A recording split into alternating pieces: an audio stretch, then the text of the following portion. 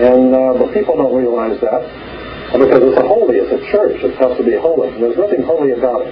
This is a very powerful secret societies operating throughout the world, behind our government and behind governments throughout the world, and they have tied themselves in and set up what they call a religious establishment. And a religious establishment is nothing more than a front man for a very powerful secret societies operating in the world. So they may look holy, but you better do your homework. There's more to religion than meets the eye. Here's the King and Queen of England with the triangle and the circle above them.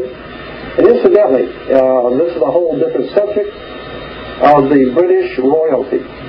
The reason why we call them the royal family comes from Egypt. Osiris, Isis, and Horus were the original trinity in Egypt that was referred to in Egypt as the Holy Family, the royal family. That's where they get the royal family, because it's a triangle, the pyramid of Egypt, with God's son, Horus, rising.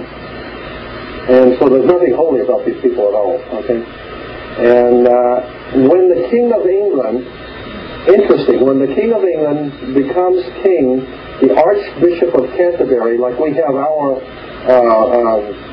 religious, I don't even know who it is, but when the King of England is crowned king, listen to what the Archbishop of Canterbury has the king say in his inauguration ceremony.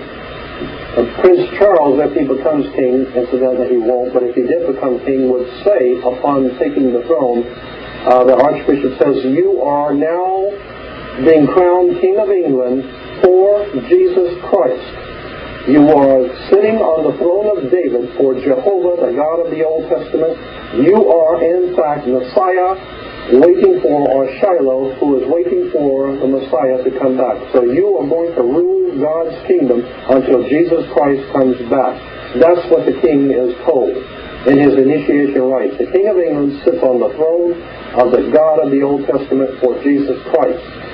He represents God's kingdom. And of course we understand that God's kingdom is going to unite the world in some wonderful paradise condition, and therefore the England is referred to as the United Kingdom. So this is it gets very, very interesting when you see where royalty comes from. They actually believe that God put them there. They're a holy family. But the whole thing is based on Egypt. Pyramids.